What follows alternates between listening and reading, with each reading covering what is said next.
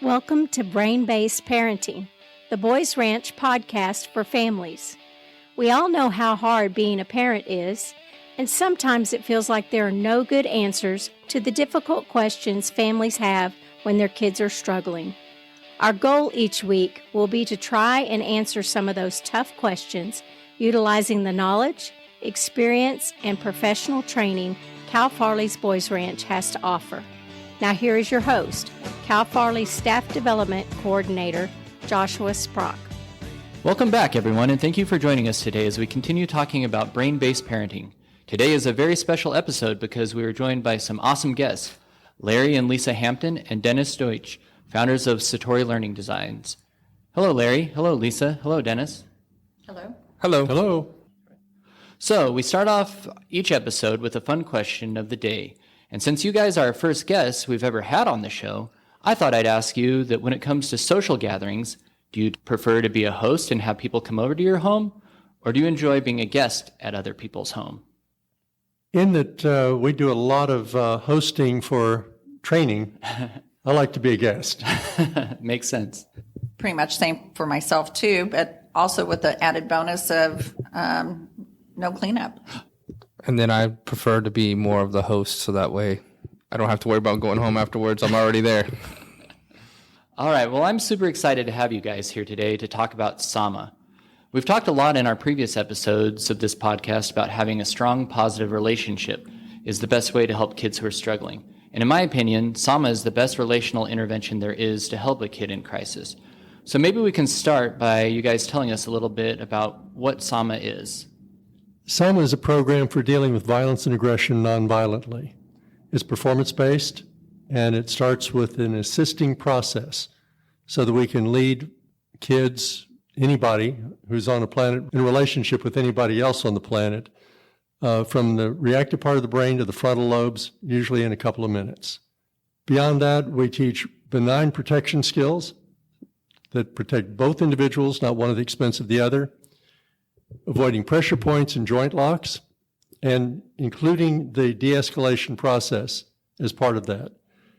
We also teach physical holding skills, which avoid pressure points, joint locks, prone or supine positions, and again, the assisting process is incorporated into that, and object retrieval if necessary, again, using the natural movements of the body and incorporating the assisting process. All right, so today I really want to dive into the 5 principles of Sama, because if people could just apply these 5 principles and how they interacted with kids, or anyone really, I think a good majority of our world's problems might be solved. So the first principle of Sama is to take a person seriously. Why is it so key to take someone seriously when they're in a crisis situation? By taking a person seriously, they almost always and almost immediately start calming down. Have you ever been angry and somebody didn't take you seriously? Oh, yeah. What happened? I got angrier. Exactly. So simply by taking a person seriously, we can start de-escalating them so they understand that they're being taken seriously and they don't have to keep demonstrating for us just how angry or upset they are. Yeah, that makes sense. All right, so the second principle is to join and follow to lead. Can you tell us what this principle is all about? Yes. In order to help somebody, first of all, we have to understand where they're coming from, what their world looks like. If we can join them intellectually or emotionally, then we can start directing them a different way. If we're in opposition with each other, we're at a stalemate.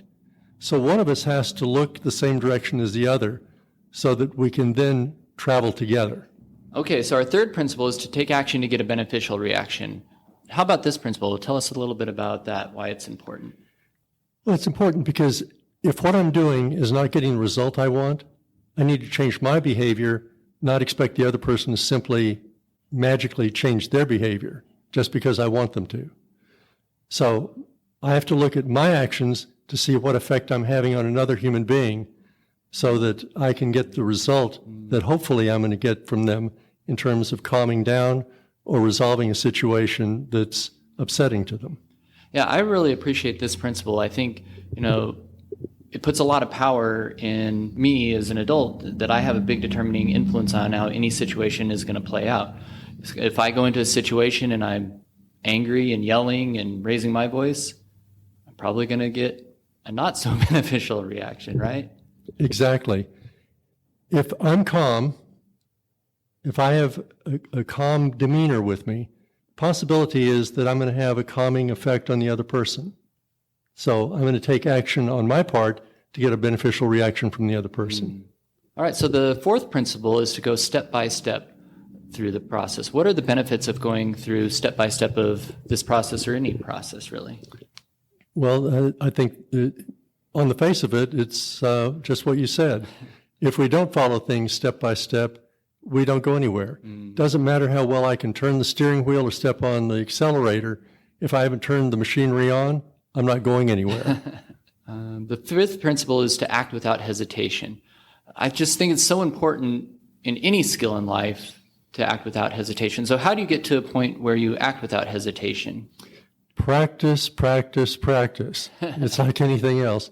If I'm hesitant, it's usually because I don't know what I'm doing. The more I know, the more skilled I am, the more confident I am in my abilities, the more readily I can act without hesitation and resolve a situation. Yeah, I've been in a lot of situations where the person in charge is kind of real hesitant and they just don't seem like they know what they're doing. It doesn't give me a lot of confidence that they're going to be able to take care of the situation. Exactly right. So I think if we just can practice, it gives that confidence and competence in a skill, and then you're more likely to act without hesitation. And when we act without hesitation, I think a lot of times the kids will want to follow us. I agree with you completely.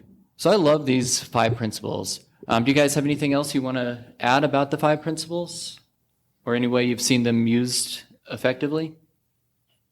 I think the acting without hesitation, if, just noticing something, if you notice something's different, or if they're not having a good day or anything like that, act without hesitation, go talk to someone, figure out what's going on. That might make a big difference for we don't have a blow up later, just by noticing that and trying to figure out what's going on by talking to them. Yeah, that's so good. I think so many people think, oh, it'll probably work out on its own. Right. But that very rarely happens. Exactly. And when we see those little behaviors, that's when we want to act without hesitation. All right, so you guys have been in the helping business for a long time. Could you share with our listeners something you've learned along the way that might be helpful when it comes to helping families in a time of crisis? Something that's helped a lot of families is learning the assisting process in our program. When I work with families, I get everybody around the kitchen table, including the kids, and we go through the systematic learning of the assisting process, and we post it on the refrigerator. So everybody understands that this is how we're going to help each other. And it's had some amazing results with some families. Yes, I've been using the assisting process on my own personal family for years. It's kind of funny. I have 3 daughters, and they're all teenagers, and they still haven't seemed to catch on that I'm using the process on them. But it works so well. I will say one time, though, I was at my daughter's elementary school, and one of her friends, her dad is a SAMA facilitator also, and I'm walking up to check in, see how they're doing, and this other girl is talking to this other girl who's having sort of a meltdown. I'm like, this sounds really, really familiar. And then she kind of looked up and was like, don't worry, sir, I'm somatizing this girl. And her dad had taught her the Sama script, and she was using it to kind of help her friends. So I thought that was such a cool thing. Excellent. As a matter of fact, we'll have less arguments if people take each other seriously and have some skills about listening to each other and helping each other resolve issues. All right. So if someone wanted more information about Sama or wanted to take a class with you guys or a certified facilitator, what would be the best way for them to accomplish that? Contact us through our email and website, Satori at satorilearning.com, and go to our website. All of the programs are listed there, or you can request that we come to you and do training with your organization or with your group. And I can't recommend this program high enough. It's been one of the most useful tools in helping kids and families that I've had in the time that I've worked at Boys Ranch. So Well, thank you guys. I've really enjoyed having you guys for guests today. And I seriously want to thank all of you listeners for joining and following us in our brain-based parenting journey. I hope you get a beneficial reaction from listening to this discussion. So please act without hesitation and take steps to come back next week. Until then, remember, you might have to loan out your frontal lobes today. Just make sure you remember to get them back. Thank you for listening to Brain-Based Parenting. We hope you enjoyed this show. If you would like more information about Cal Farley's Boys Ranch, are interested in employment, would like information about placing your child, or would like to help us help children by donating to our mission, please visit calfarley.org. You can find us on all social media platforms by searching for Cal Farley's. Thank you for spending your time with us, and have a blessed day.